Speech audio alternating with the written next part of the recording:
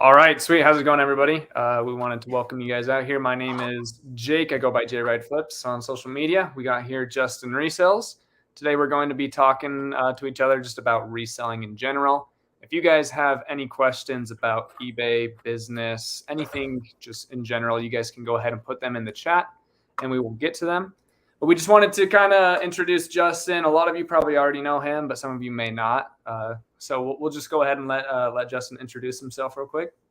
Yeah. Hey, everyone. Nice to see you, or I guess nice to be in front of you. I guess I can't see you, but yeah, my name is Justin. I run the Justin Resells YouTube channel. Yeah, I've been reselling. Really, I've been on eBay since the 90s, late 90s. So I've been selling and buying stuff on eBay for 20 plus years, but really only started to take it seriously and treat it more like a business over the last 5 years or so. And I've been running my YouTube channel off and on for I guess a couple of years now, but also only started to take that more seriously here over the last 6 months or so. But excited to be here and excited to chat eBay with you, Jake. Awesome. Yeah, super excited for those perspectives of someone that's been doing it off and on for a couple decades. So yeah. Awesome. Well, yeah, we'll get right into it. Kind of along those lines of what you were explaining, what is it that actually got you into reselling in the first place? And what is it that always gets you back into doing it more seriously? Yeah, I mean, I was a teenager in the 90s, living on the internet, basically, back before it was cool, just the idea of eBay back then was just really fascinating. Just being able to, buy something from someone across the world or across the country and do the same, sell something, just to a random stranger, I think was really intriguing. And, there was a couple times that I just sold high dollar things in the 90s as a high schooler, and I was just blown away that I could make money doing that. And so it was just a really cool feeling to be able to do that. Back then, you had to, when you bought something or, when you sold something, somebody would send you like a check in the mail, like a personal check, and you'd have to wait to receive it. And then, you'd have to cash it. And once it went through, finally you would get to like send it, send the item to, like, before PayPal days and before any sort of digital transactions. So it's pretty wild how far we've come since then.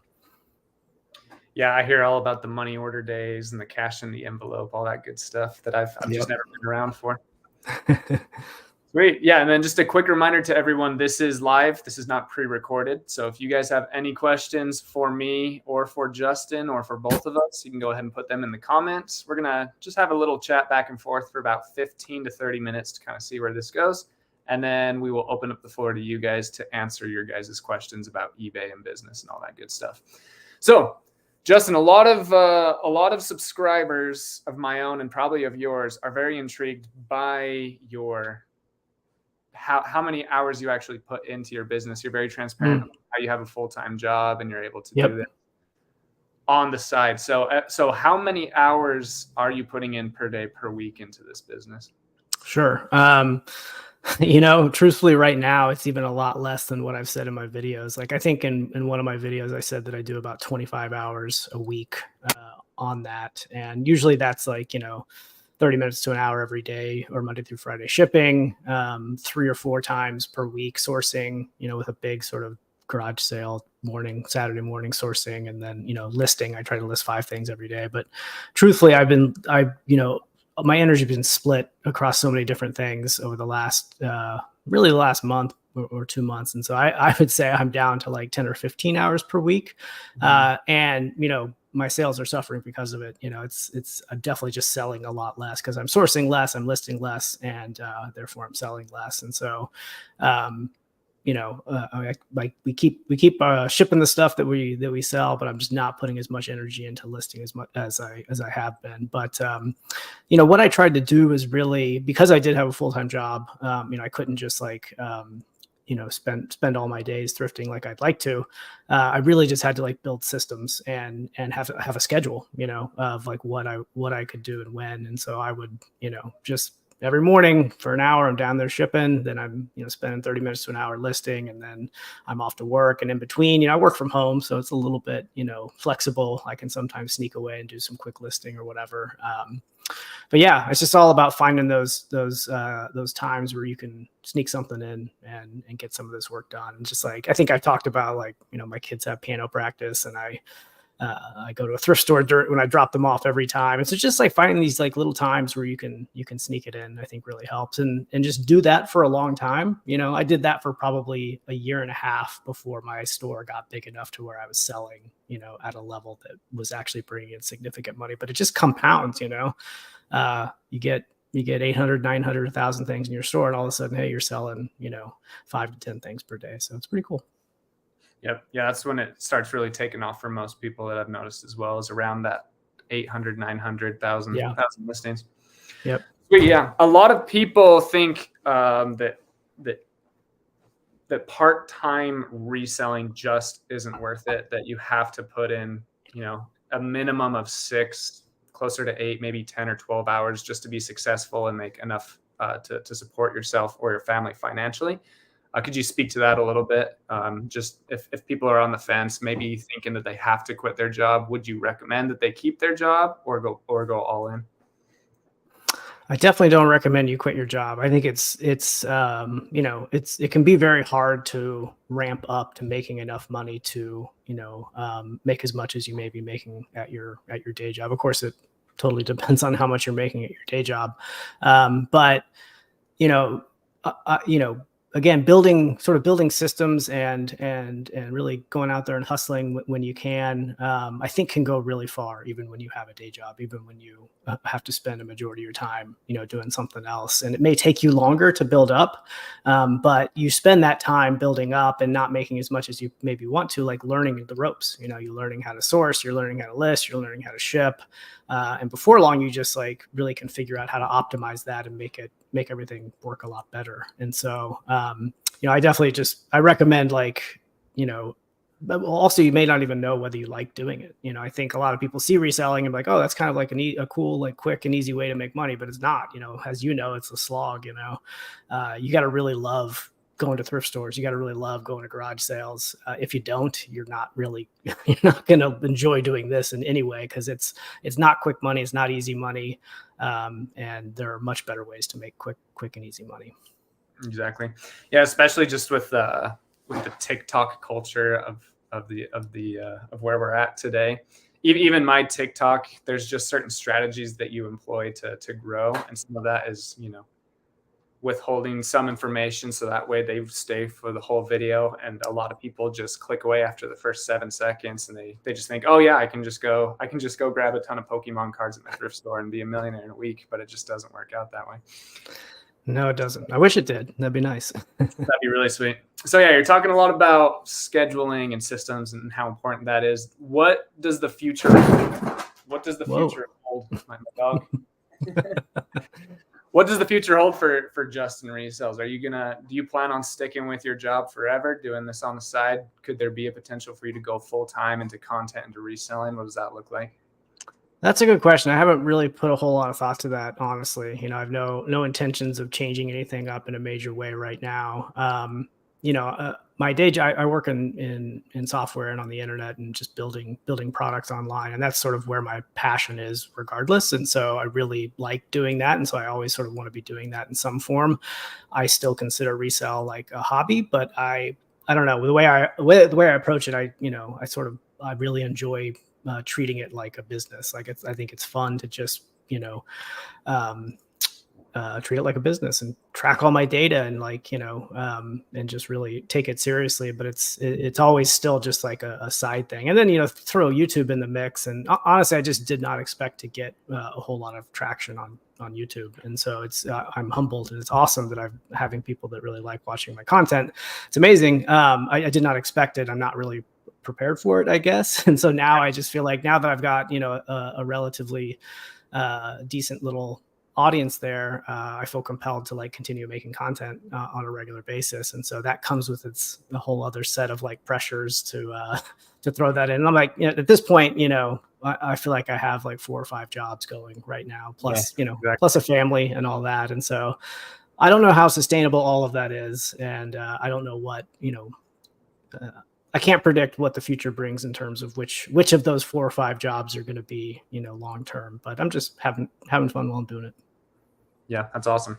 Yeah, well, you and I we've been talking since you and I both only had a couple hundred followers, maybe 1,000 or 2. So a lot of people think that YouTube is just for people that get lucky with the algorithm and have that overnight success.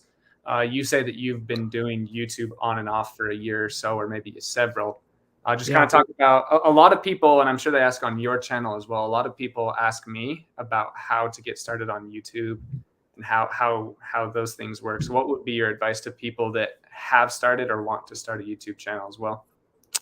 Oof, that's, I'm not, that's probably not an area that I'm super great at giving advice, since I'm certainly not an expert by any means, but it's probably even more of a slog than reselling is. Like, I think it's much easier to see quicker and earlier successes with reselling than it is with YouTube. I can't tell you, like, I don't even know how many channels or how many videos I have on my channel. I think there's like 50 something, but that I've deleted a bunch of old ones that were just, not worth keeping around. So I can't tell you how many videos I've created where just like literally nobody's watching them. And that's like a really difficult thing to, persevere through.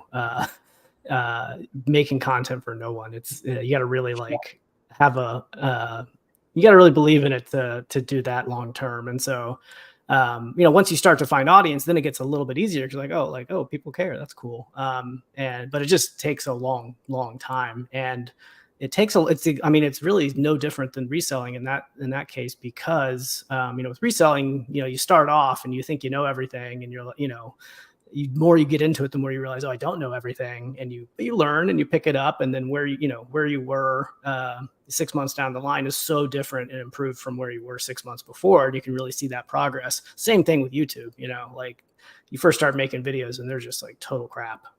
But every one you make, you try to make a little bit better and a little bit better and a little bit better. And, I think if you stick with anything and consistently make small incremental improvements over time, you're going to get better at that thing. And so it's just a matter of whether you want to do it or not. If you want it, you just got to stick with it. And that goes for reselling or YouTube or anything else. Yeah, the reason why I ask is because I really love the contrast between, these two things that we do. We do reselling and we do YouTube, and it's not overnight success typically. A lot of times it's just doing what you need to do, and that eventually it's gonna get things rolling. So for sure. Sweet. So you and I are kind of known as more of like the educational side of eBay reselling. A lot of sellers, a lot of YouTubers do more of the entertainment. Some focus on value and education, and then a lot of us do try to combine both of them. A lot of people come to me with questions about things that I would consider myths or even lies about, eBay and its algorithm and things of that nature. What's one of the biggest myths or lies that you come across that you can speak on about eBay? Ooh, that's a good question. Honestly, I try to like ignore so much of that stuff. And I think some of this like shows in the videos that I make is that like early on in my eBay work, and I guess like early on in me taking eBay seriously, I really did obsess over these small things, because when you don't have a whole lot of listings, and you don't have a whole lot of sales, and you just haven't been doing it for very long, you don't have these routines, you don't understand how everything's working. And so you're sort of picking apart every little dip in sales. What is that? Is it this? Is it that? You just sort of like, pouring all this energy into things that are effectively out of your control, like the algorithm, for example. And so, there are so many different ideas about what you should be doing to improve your sales on that stuff. And I would say the vast majority of them, they have not worked for me, and I'm skeptical that they would work for anyone. But there are a handful that actually do work, and those are the things that I've stuck with is those that do work. And so I've sort of taken a lot of those myths that I've heard and tested them out for myself, and the ones that were sort of garbage I threw them away, and the ones that worked well I kept them. I'm trying to think of a big one that's like that I think is a total myth. I would have to put more thought, I think, into figuring one out. Yeah, no worries. Yeah, basically people are usually they're not super happy to learn that the hacks help maybe 1 to 5%, but the mindset, the consistency, and the work is the 99 to 95%. That's right. So. Yeah. And I, once I feel, really like realized that and started to utilize that and actually put it into practice, like that's when things improved for me a lot. I just like ignored all of the things that are out of my control and instead just focusing on finding the best inventory I can, listing as much as I can, shipping on time, providing good customer service, like treating it like a business. And, all that other stuff just sort of melts away and you can focus on the things that are important. Treat it like a business. As we hop into these questions, I feel like that may become the theme of this little show that we're doing here. So, all right, guys. Well, I'm going to ask Justin one more question, and then we're going to hop into some live questions. You guys can ask us anything eBay or business related. If you guys want to get to know either of us a bit more personally, seems like we're both willing to answer anything. So go ahead and throw it in the chat. A lot of people. This is mostly like a. I don't know. I'm on all forms of social media. So I'm doing some TikTok. I'm doing some Facebook and Instagram reels. And the shorter form content definitely has a lot more haters and a lot more people being negative. Yeah. One of the things that I see is a lot of people will say about myself or other top reseller YouTubers that the only reason why we have success is because we have such good thrift stores. And so a lot of people have asked me, what would you do if your thrift stores tripled in price overnight? And I definitely have a game plan for that. But I'd like to ask you, I've noticed on your channel, you say you have one kind of mediocre thrift store that you go to often, and then maybe several others that you go to here and there. What would you do if your thrift stores tripled in price overnight and consistently stayed that way? Yeah, I mean, I think I would certainly end up buying less from those thrift stores and seek out other means of acquiring inventory. But I would still go to them because I still enjoy going to thrift stores. I don't know. I'm weird like that. I just like going to thrift stores.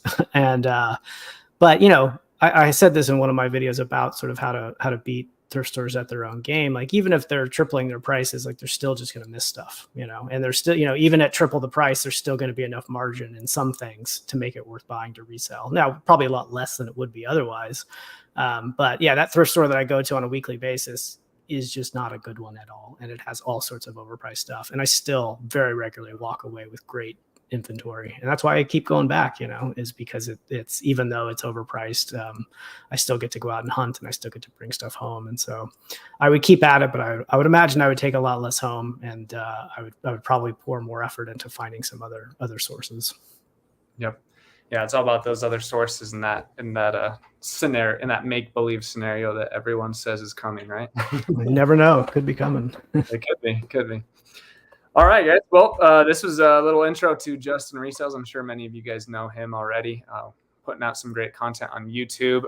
Soda City Flips has already put your link in the chat. I'll go ahead and put that in the description as well, so that way you guys can go check out his channel. We want to open up to some questions. Maybe we'll spend 20, 30 minutes, depending on how many questions there are and how long you guys would like to hang out with us. Any time frame restriction you want to put on that, Justin? No, I'm okay for now. I'll let you know. I got dogs barking upstairs right now, so they probably want to come inside at some point. I got my dog trying to go outside right now, ringing the bells too. Gotta love it. Sweet. All right. Yeah, I'm thinking we'll go for 20, 30, maybe 40 minutes. Yeah, sounds good. An hour. Okay, sweet. Well, yeah, everyone's just saying hi, checking us out. Hey, I watched both your guys' channels and have learned a lot. Thank you. Nice, thank you. Flip says, "What's up, guys? 2 of my top 5 on one screen."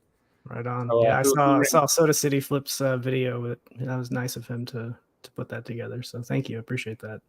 Yeah. Soda City Flips. Shane's a good guy. Oh, you'll have to tell us who ranks higher and who the other 3 are. No, I'm just let's see. Finally caught a J-Ride live. You both have such great content. Thank you for your hard work. Hey, thanks for being here, Nikki.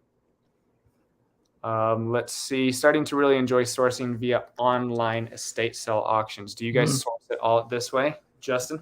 Yeah. I actually haven't done that in a while, but definitely during COVID, that was like one of my main sources for getting inventory was online estate sale auctions. And I think it's a lot of fun stuff that I've gotten in that way. It's like one time I bought the entire like contents of someone's closet, and so I just, I saw some clothes in there, some shoes. I had no idea what was in there.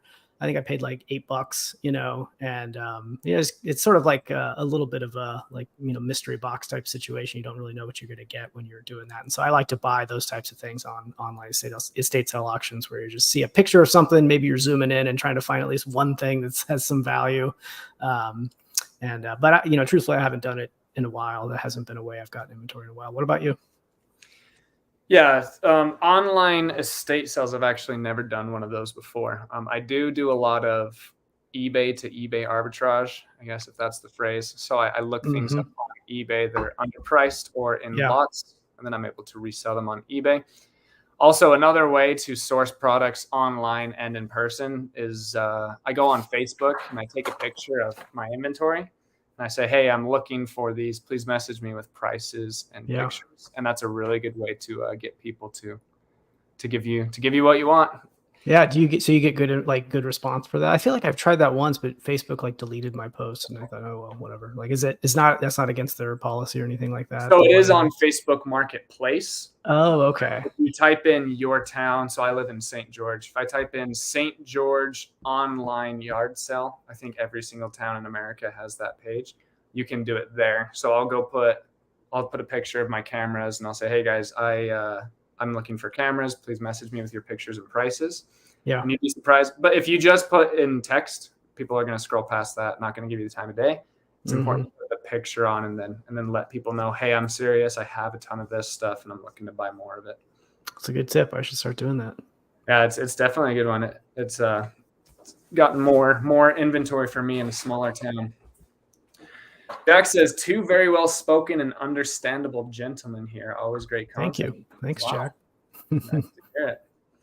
Mark, who's also in my town, old guy shoes, checking in, keep up the good advice, and work smarter and harder. Yep. Always. All right. Love this. I watch both of you regularly. Both have helped me. New to eBay, 5 months in, 17K for my first 90-day total. Here's to the moon. That's great. 17K on 90 days. That's more than I've got right now. Mine's dipped below like 15,000. So I got to get my store back in order. So those are great numbers, Anthony. Yeah, Anthony's killing it. 17,000 in 90 days, especially during the summer slowdown. It's pretty good numbers. Yeah. What are your? So you say you kind of stay away from myths and stuff. What are your thoughts on the summer slowdown and things of that nature? Again, I think that definitely has an impact on there's a cyclical nature to sales on eBay, both like at a macro level, like summer slowdown, but also at a micro level. I'm sure you noticed this where you just like, for whatever reason, I feel it's like a spotlight. eBay shines their spotlight onto you for like 45 minutes in a day, and you get like 4 sales, and then you get nothing else for the rest of the day. So there's a lot of just things like that going on. But again, I try to just honestly ignore all of that. Like, I try not to dissect it and pick it apart and understand it. I just try to lean on the fact that if you have good inventory and you list it often, you're going to sell stuff. And so we'll let all that other stuff happen. And it has an impact, no doubt, but I try not to let it impact my my day-to-day. Yeah, I completely agree. List good stuff and good stuff will sell. I like to look at eBay just as like a macro part of the macro economy. More people spend more money in certain parts of the year. More people spend their money on different allocations during the year. So for sure. All right, Nick has a pretty specific question. He says, can you give tips on how to test car radios at home? I have 4 in inventory, but listed as untested and they don't sell. Do you have any experience with those? Or I've sold quite a few car parts and car radios, and this is part of why I offer free returns on everything, is because I think it allows me to sell things that have a potential problem, because I can give a guarantee to the buyer, like, hey, if it doesn't work, just send it back, and that's fine. And so that's, on a something I can't test, I'll disclose that, like, hey, I haven't tested this, I can't test it or whatever. And so I'll disclose it, but say, hey, I have free returns, and if it doesn't work, just send it back. And, obviously I get some returns, but it's not an overwhelming amount. I'm at about 3% usually return rate. So I just don't test them, and I disclose it when I can't. So how about you? Yeah, so I sell a good amount of car radios and stereos. That's probably why Nick is asking the question. So I started just like you guys, not knowing what I was doing, and I would just look things up on YouTube. There are a ton of YouTube videos on how to test specific models, and then there are general ways to test all models. The most efficient way is to plug it into a power source and then get the correct cables for that specific unit. You don't even have to plug it into a car. You just have to have the certain cables and then a little power generator for a source. But that costs anywhere from $9 to $85 every single unit. and you have to wait for those things to come in and all those as well. So what I do is I have a little generator. I'm able to plug it in and get a power source and then see the screen come on. I'm able to put in and eject the CD, see if that works. Nice. And then I also have a multimeter that you can take off the back panel. I'll definitely do a video on this eventually, but you can take off the back panel. I do this with receivers and things like that as well. And you can test each function. And if you get a certain decibel, then you know that that works. And so I usually get the same type of units each time, so I know what decibels to be looking for. And then when I get new units, like I just barely got a 1998 Jaguar stereo head. And so I looked up on YouTube how to test it, and then it just tells you which decibels to be looking for. So that's awesome, man. You're way more sophisticated than I am on this stuff, you know. But yeah, also just, you know, you said specifically here in the question, Nick, that you have them untested. So if you want to put a little bit of more extra time and resource into doing that, you can just look up each individual model into YouTube, and then it'll show you how to test it and all its functions and things like that. But I also walk around in thrift stores with a little fanny pack with batteries and stuff, and then also a multimeter. And you can tell, like I plug in those huge theater system amplifiers and receivers, and I just do my little decibel reader tests. So do your thrift stores offer returns on electronics like that, or they don't? They don't. But here's a pro tip for anyone in my area. The St. George Deseret Industries does not offer returns, but right up the road, like 55 minutes away, is Cedar City. They offer returns. So if you keep the stickers on, then you can buy it from St. George and then return it to Cedar. That works. Yeah, some of my thrift stores offer returns. Not all of them, but some of them do. So that's helpful when they do. Yep. All right. Harley says, I have recently expanded to other platforms. My question is, when I sell products on other platforms and an eBay listing is taken off, does that hurt my eBay store with those being delisted? What do you think, Justin? No, not at all. I don't think so. I do a lot of delisting and unlisting and selling or ending and selling similar and all sorts of stuff like that, and never see an impact at all. And so I don't think eBay cares at all. I think the only time, you know, that I would avoid that is, you know, if you sell something and, you know, have to cancel it, you know, for no reason other than you've lost it or can't find it or something, you know, that's definitely a ding on the account. But just, you know, deleting or ending an active listing is not gonna be any problems for you.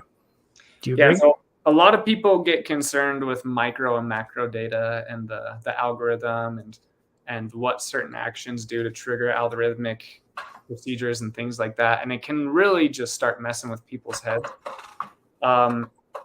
So there's a lot of YouTubers that will talk about the different bubbles.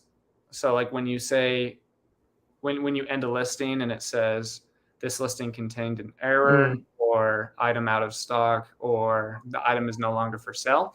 Yeah. There's a group of people here on YouTube that say if you put item is no longer out of sale, it triggers a negative response to eBay's algorithm telling it that they sold it on a different platform and that you'll be punished for doing so.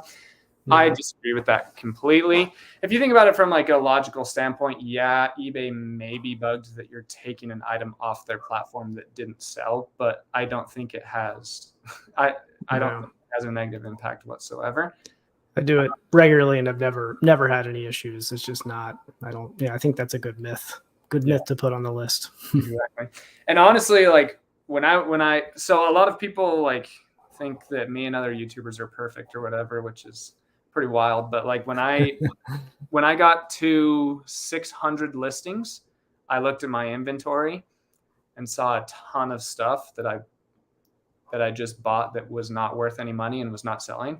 And so I took out 200 items and donated. And then when I got to 1,000, I did it again and I dropped it by like 85. And then when I got to 1,800, I did the same thing again. I slashed like 170 items.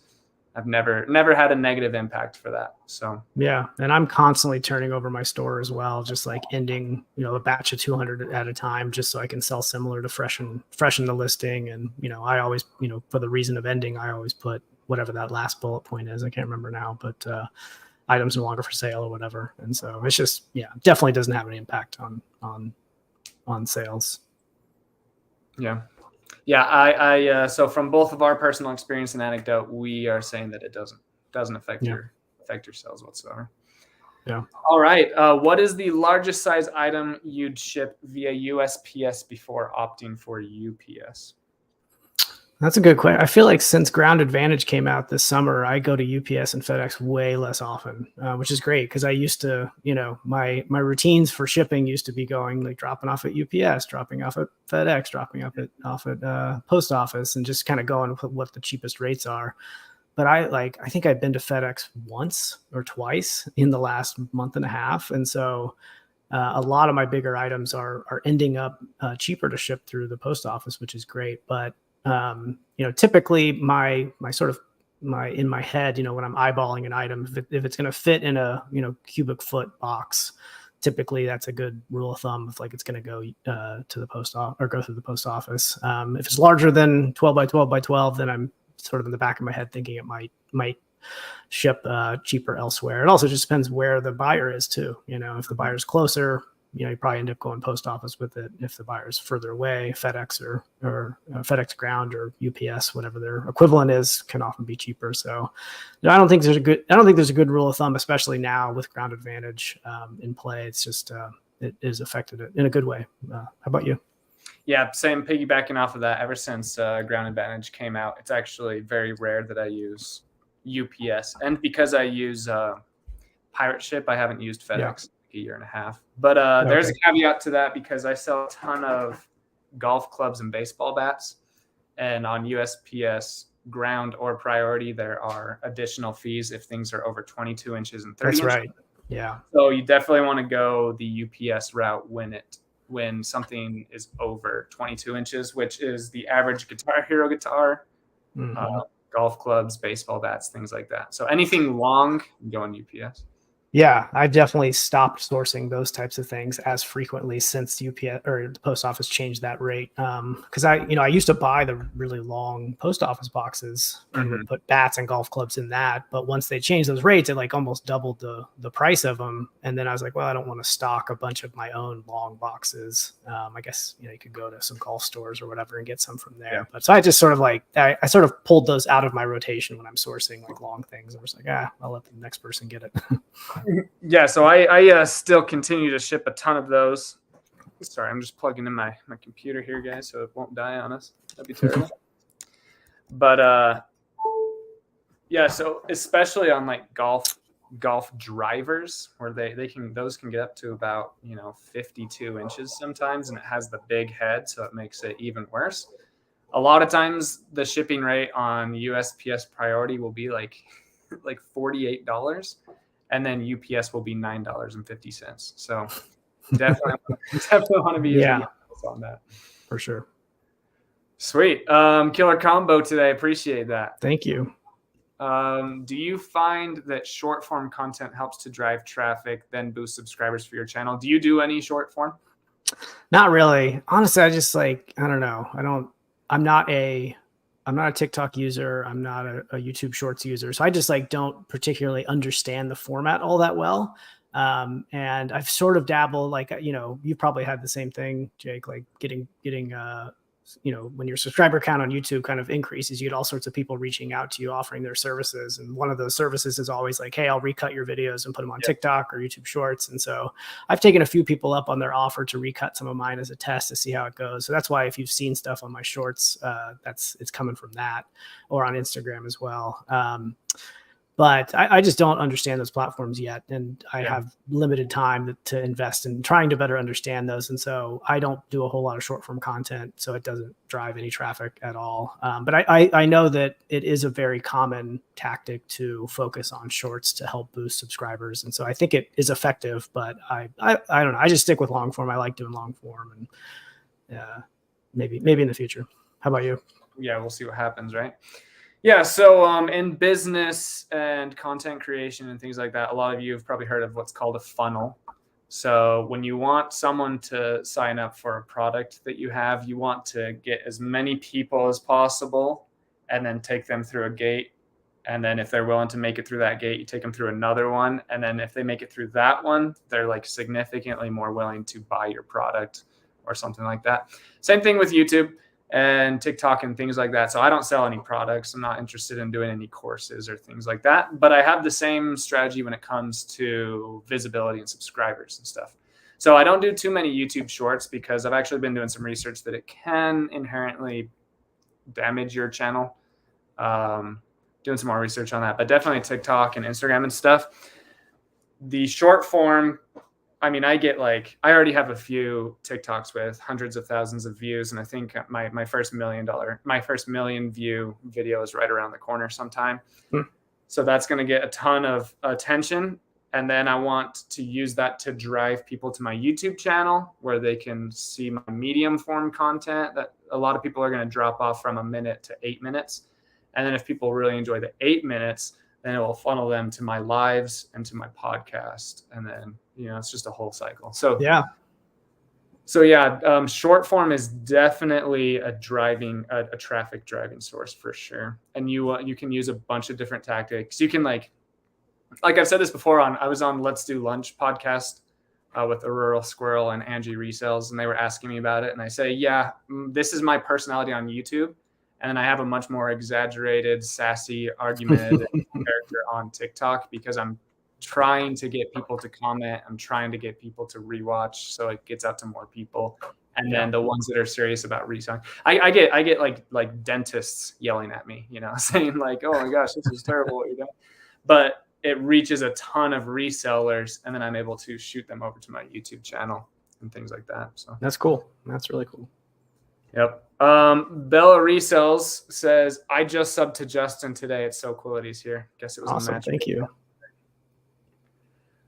Question from Ben. He says, do you offer free returns for both domestic and international sales? Would there be a difference in the algorithm if shipping is free to buyer versus buyer pays for shipping? So there's 2 questions in here. Maybe I'll tackle the domestic and international, and then you want to do the free versus calculated or whatever. Sure. Yeah, sounds good. Okay. So do you offer free returns for both domestic and international? Absolutely. So I offer free returns for all of my products. Like Justin and I have been talking about, we view this as a business. I'm full-time, he's part-time, but we still have the same mindset where this is a business. So you have to have your policies in order and things like that. A lot of people think, if I do free returns, I'll get a boost in the algorithm, which is true. But mostly you're getting a boost from the audience that's actually seeing your items. So my wife, for example, will only buy things that have free returns, and she rarely returns things. She just wants the reassurance that she can return it if anything goes bad. And usually if you put no returns, there's some underlying reason why you wouldn't accept them because you don't really believe in your products or things like that. So I definitely recommend you do free returns on both domestic and international because it's just going to increase sales. But the cool thing about international is there's no such thing as a return. So, for example, the other day I sent a camera out to someone in Canada. It actually only ended up going like 750 miles away from me. I send things 2,200 miles to New Jersey all the time. But what happens on international is I ship my things to Chicago, Illinois. And then eBay opens the box, makes sure that the item was described accurately and that the customer is getting what I told them they would get. And then they send it off through customs and they calculate all those taxes and surcharges and all those things. And then if for whatever reason the customer wants to return it, eBay refunds them and eBay takes that hit. So honestly, every time I get an international sale, I get super excited because once I see that it has left Chicago, I've made my money and there's no chance for them to return it. So definitely put free returns on domestic and international.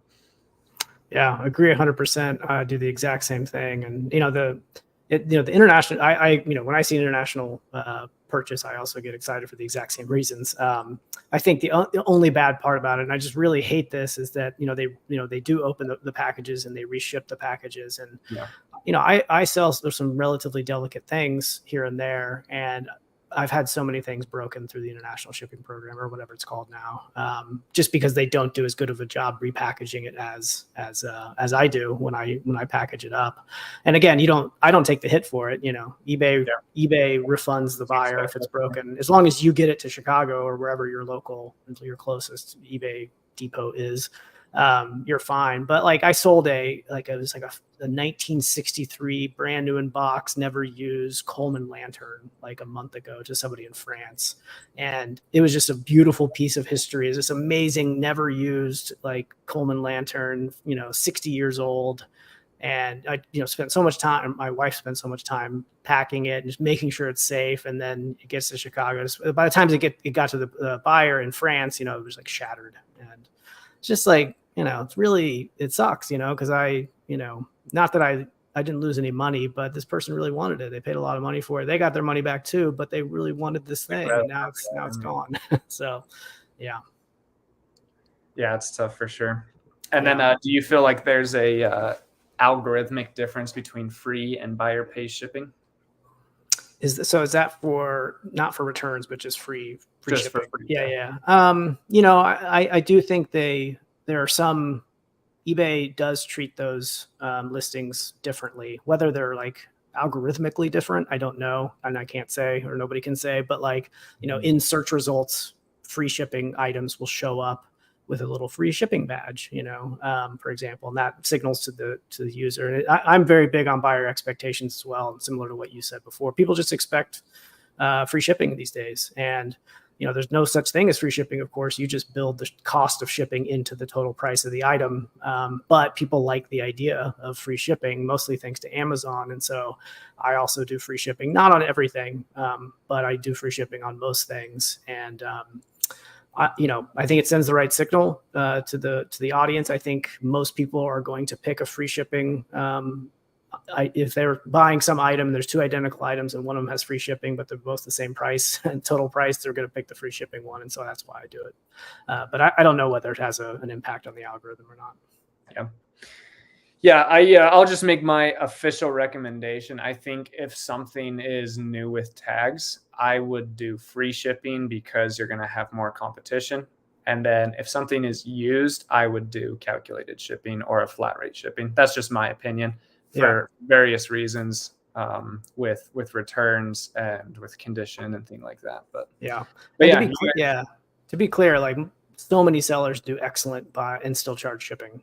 Exactly. So it's definitely not a prerequisite to have free shipping. I just personally like it. I like it because it streamlines the listing process as well. Like if you're doing calculated shipping, you have to like measure and weigh and get pretty accurate when you're listing. I would prefer to not do any measuring in any of that and just know how much roughly it's going to cost to ship and build that into the cost. And, cuts my listing time down by a minute or two, which adds up over time. Yeah, especially if you're doing 5, 10, 15, 20. If you're doing 70 listings a day, saving an hour and a half. Sweet. All right. This is a popular question. Great question here. What do you guys recommend for the promotion rate on our items? Low as possible. I just do 2% across the board. I promote 100% of my listings. I never do the suggested rate. I always do the lowest 2%. I used to do 1% until they upped it to 2%. But I have found in my tests that I think there's obviously a difference if you're going between like 2% and 10%. But like going from 2% to 3%, I've not had any noticeable difference. Even doubling it to 4%, I really don't notice too much. Mm-hmm. I just keep it at 2%, and it's a nice way to make your listing stick out a little bit more. And my philosophy on promoted listings is, if I had an item and I had listed for $100, and somebody's like, "Hey, I'll give you $98 for it. Would you give me a $2 discount?" Like almost every time I'm gonna be like, "Sure, I'll take that. I'll do that deal. Why not?" And so promoting at 2% is basically the same thing. I'm saying like, "Hey, I'll give you 2%. I'll give eBay 2%, to get it sold a little bit quicker." And it's worth the trade-off for me. But I get that it's not for everyone. And a lot of people already don't like the idea of paying 12 or 13% to eBay and don't want to pay another 2%. So I get it, but I do it, and I see success with it. How about you? Yeah, what I always recommend to people is pick how much money you actually want to make, and then just adjust your promotions accordingly. So if you want to make 10, if you have a pretty decent sized store and you want to make $1,000 a week, and right now you're making $600 a week, I would start your promotions at 2%. And then after a couple weeks, if you're still not at 1,000 and you'd like to be there, I would just increase it by 0.5 and then just find a sweet spot. Maybe your sweet spot is 2, maybe it's 2.5, maybe it's 3, 3.5, 4. all of my listings, similar to Justin, are every single one of them go up as promoted, and my current promotion rate is 2.6%. I started at 1.1, went to 1.5, and then I went to 2.1 like a few weeks before they made it mandatory to do 2. And then I went to 2.6 like 7 months ago, and I've been at 2.6 ever since because I'm happy with the amount of sales that I get. So, yeah.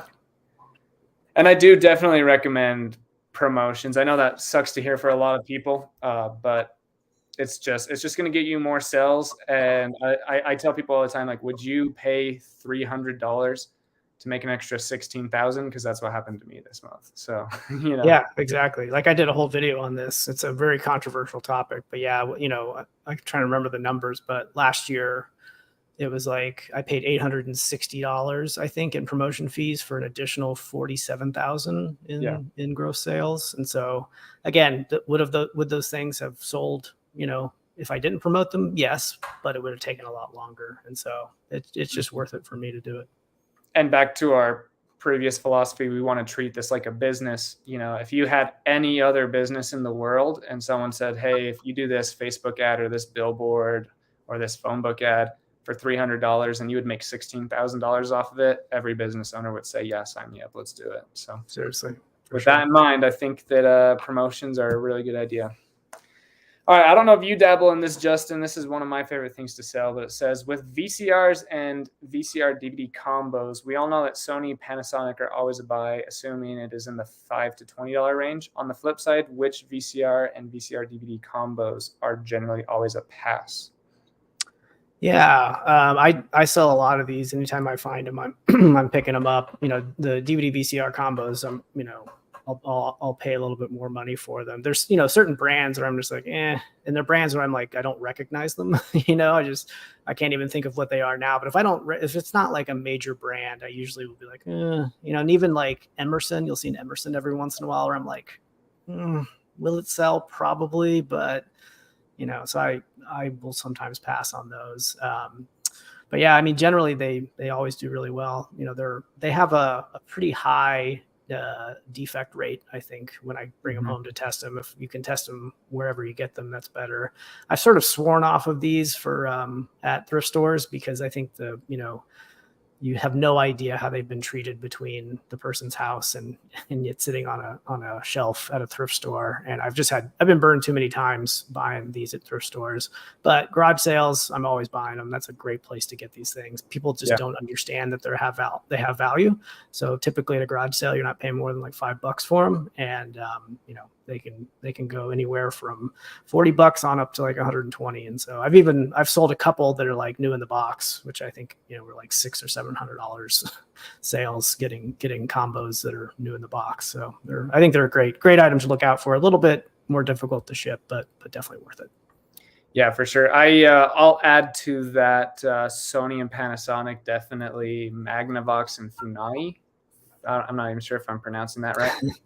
But Magnavox and Funai sell for $30 to $70 broken. So if it's under $10, I buy it every single time, and then I bring it home and I test it. And if it works, it's $100. If it doesn't, it's still $30 plus shipping. So always definitely looking for those. I stay away from Sylvania. Those were selling decent when I first started, but now they've just kind of fallen off a cliff. I have one of them in my garage right now, and it's probably my top 5% longest standing item in my stores. Stay away from those ones. But yeah, this is an underrated item. I actually heard a pretty decently sized YouTuber the other day say that these are dead, and I was very shocked by him saying that, because I'm like, if you list them at the right price, someone will buy them and then clean it and sell it on Amazon for $400. So they're just doing the same thing as us with about the same margin too. So yeah, for sure. But yeah, definitely look for those Funai and Magnavox ones. And then I stay away from Sylvania. One of my favorite things to actually find, though, are those really tiny Emerson VCR players. Those sell for $40 plus shipping the day that I list them almost. Like the ones that go in like RVs or campers, those it's like this, and then it's like this big, and then for like 4 inches, and then it crops in at the end. Yeah, those ones for some reason sell really well for me. I just sold one of those like 2 weeks ago. Yeah, those ones are sweet. Minimum 90 days sold listings to be confident on buying something. So do you look for a certain sell-through? Are you interested in any of that? Yeah, I mean, I definitely am a huge proponent of checking sell through. It's not, I think it's more of like an art than a science personally. I don't think there's any one number that you need to be working for. It's just people have different preferences. Sellers have different preferences. Like for me, I don't mind lower sell through rates because I have half of my basement is my storage, is my inventory storage. And I just have a ton of space. And so if I'm holding on to something for 6 months, I just don't really care. But some people might be working out of an apartment and they really should care more about sell-through rate because they want to be turning stuff over quicker.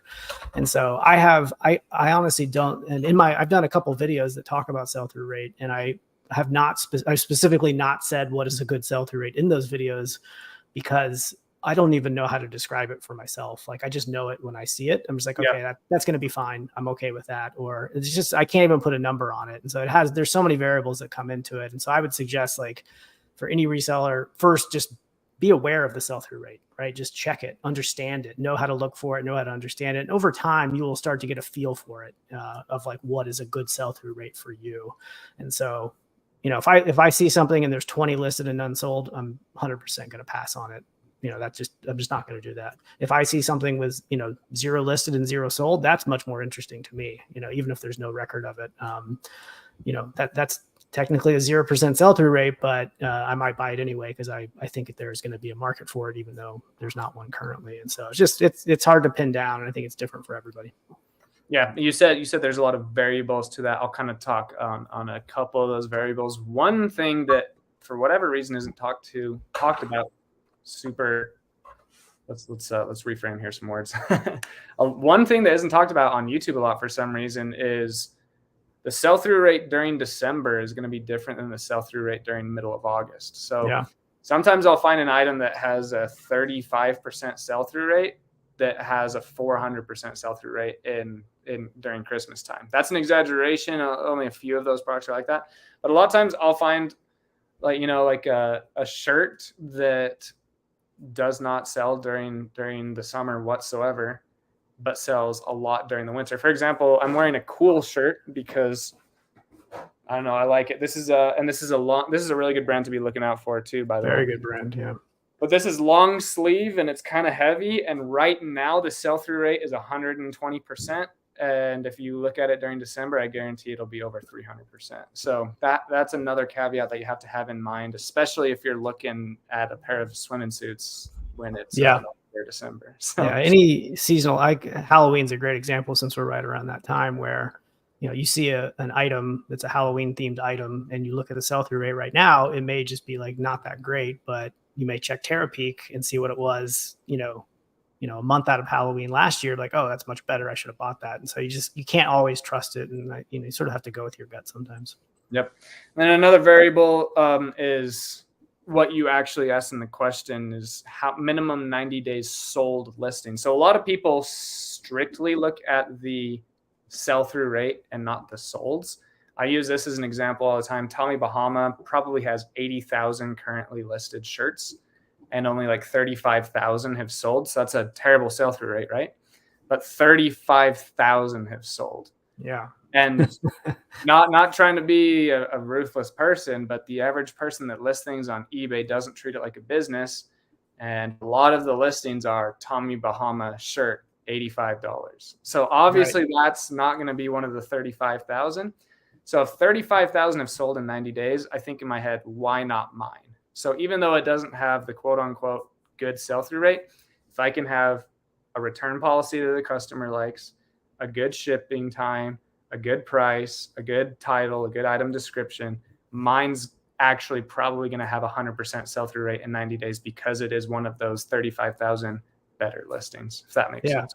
No, that's a great point. I think a lot along the same lines as well. I also just think of like, in my head, this is not technically sell-through rate, but it's close. It's a cousin of sell-through rate. But I just think like, if there are 90 things listed, if there are 90 listed, if there are 90 sold, that tells me that there's on average selling one per day, And so I'm like, okay, there's selling one per day. Well, how many are active? Well, if there's like 10 active, okay, well, the chances are you're going to sell this in a couple of days, And so just this idea of putting a face behind it almost and putting a customer behind the number, and if, like you said, if there's, 35,000 sold in 90 days, like a lot of people are coming to look for this. And as you said, it's pretty easy to stand out above kind of the garbage listings out there. And it's a pretty safe buy.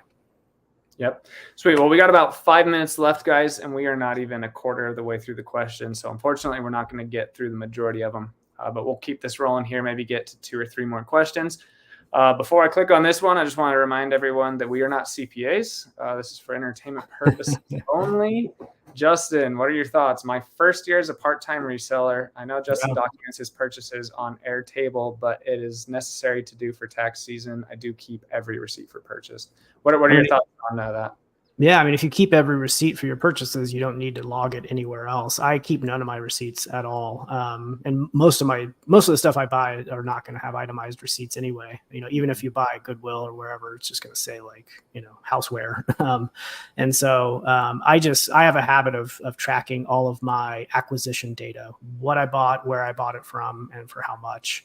And I use that as my record of costs. And so if you use receipts as your record of costs, there's no reason to duplicate that effort by storing it in a spreadsheet or an Airtable or whatever. And so the important part is that you have that record, because when it comes tax time, the IRS is going to know that you generated $50,000 in income, but it's your job to tell the IRS like, well, yes, I generated $50,000 of income, but my costs were $30,000. So really I only had $20,000 of profit that should be taxable. And so every cost that you have, you need to keep track of it and lower that amount of taxable income, to be at accurate levels for what your actual costs were. And so I agree with you. I don't give tax advice either. I have an accountant, and I literally just I have a big box and I put everything in that box and I mail it to my accountant and I have them handle all of it. I have them tell me everything to do. It's the best money to spend, honestly. I spend something like $300 a year for my accountant to handle all of that. And it's like the best money I spend all year. Less than $1 a day. Yeah, exactly. Yeah, a lot of us are spending sometimes hundreds of dollars a day on product. Just don't go source for one day and pay that CPA instead, There you go. So I have just a little bit of advice on that. The first advice is hire a CPA. Definitely have someone that is a trained professional take care of these numbers for you. The second is watch YouTube videos on taxes, especially for there are some reselling specific tax information YouTube videos. The more that coupled with a CPA, you're going to be able to come up with the best solution possible for your business. And then the third thing that I would say is, especially once you're getting into these bigger numbers like Justin and I do every year, you're not going to write down, okay, I spent $1.50 for this Mickey and I sold it for $9 plus shipping. And then you're going to do a line by line for every single item. You can't once you get to a certain point. So what I do is I have a business credit card, and every single time I make a purchase for my business, it's just on the credit card. It's impossible to have itemized receipts, even in big chain thrift stores. Like Justin said, it's just, you're going to get like 17 men's $8, and the IRS doesn't know what you can't even prove that they were all for the business when 3 of them might've been for you, things like that. So just have a credit card that you put all of your business purchases on, have a CPA, and then just learn as much about taxes as you can, because knowledge is power. And the more that you know, the better it's going to be for you. I agree with 100% of that, but the only thing I'll contest there, I actually do line by line, every single item that I purchase and I sell, I track the individual cost on. Like I actually do that even at a high scale. It doesn't add a whole lot of complexity to it, but I just personally like having that data. I like knowing how much money I made off of a thing, And so that's one habit that I started early, and I keep with it is I track everything at that individual item level. Yeah. Yeah. Well, sometimes I'm doing 58 items in one day, and I'm not. Yeah. I'm not doing that.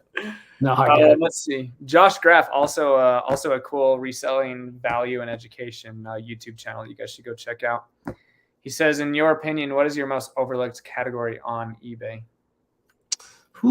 Yeah. I mean, there's some stuff that every time I see it, I buy it and it always does well. Like, I think you're the same way, Jake, is cameras, digital cameras or, even just older film cameras that have some insane value that, again, I love. My favorite categories are the things that people generally don't know are valuable, but are. And so that's like the sweet spot to get, because you're picking, inventory at a garage sale, for example. Somebody has an old film camera they haven't used in 20 years. They just assume it's not worth anything, when the reality is it's worth like $150. A little bit hard to test. That's the only downside for like a film camera like that. But I think that's a great overlooked category for eBay is just cameras in general. And if you can get comfortable sourcing and testing, and you can just make an insane amount of money with them. Yeah, I see comments on my YouTube channel all the time, like, why do you think people are buying cameras when we have smartphones with better cameras? Or why are people buying VCR players when we have Netflix? People just buy things. A lot of the times, a lot of my VCRs actually have notes saying, hey, thank you for getting this shipped out promptly. Our resident Joe, who's 98, will only watch one Winnie the Pooh VHS, and it has to be on the Panasonic Blue Line VCR player, or he will have a panic attack. So it's like there's just people out there that want their certain thing, and it's our opportunities to find them. But yeah, underlooked categories on eBay. I would even still say there's a ton of money to be made in the super looked at categories, like women's clothing, like media. Like there's still a lot of money to be made in cassettes and DVDs. Even though people say this is saturated, there is a ton of competition, but there's always $80 anime DVDs. There's always the $240 Disney Tommy Bahama collaboration. Like, honestly, just look for things that stick out, and constantly be looking up new items and new things to be looking for to put into your eBay shop. Because there's always trends, there's always competition, there's always going to be saturation, there's always going to be undervalued markets, whatever it is. It changes literally every 39 minutes. So always just be looking for things that have a high sell-through. And then even if you found something that you thought would be valuable that has a low sell-through now, it might have a really fast sell-through rate in 7 months or 7 years, depending on how long you want to do this eBay thing. So, but yeah, Justin, this was fun. Yeah. I feel bad. There's, I don't know, 140 comments or so that we didn't get to, but we'll have to do a part 2 sometime. Yeah, we'll do a part 2. Maybe we'll have to have Justin back on, and we'll do this again. I definitely want to. I don't know if I'm ready to take the jump and do this every Thursday, guys, but I am planning on getting there eventually. I want to strengthen the community of the reseller of the eBay, Poshmark, Mercari, Facebook Marketplace, flea market, yard sale guys. I want to strengthen this community, and I feel like this is one of the best ways to do so. So everyone go check out Justin's channel. Soda City Flips, he put it into the chat early on, and then I will be putting it in the description of this. But we really appreciate everyone coming out here. Yeah, and thanks Justin, for having me. Did you have one last thing you want to say, or? I've got nothing. I think I said it all today. So I really appreciate you having me. I had a lot of fun doing this, and we should do it again. Yeah, I really appreciate everyone coming out, asking the questions, showing the support. If you guys want to hit that like button to get this out to like-minded people, and everyone definitely go ahead and check out Justin's YouTube channel. Yeah. But yeah, guys, thanks for being here. We'll see you guys later. All right. Thank you. Bye.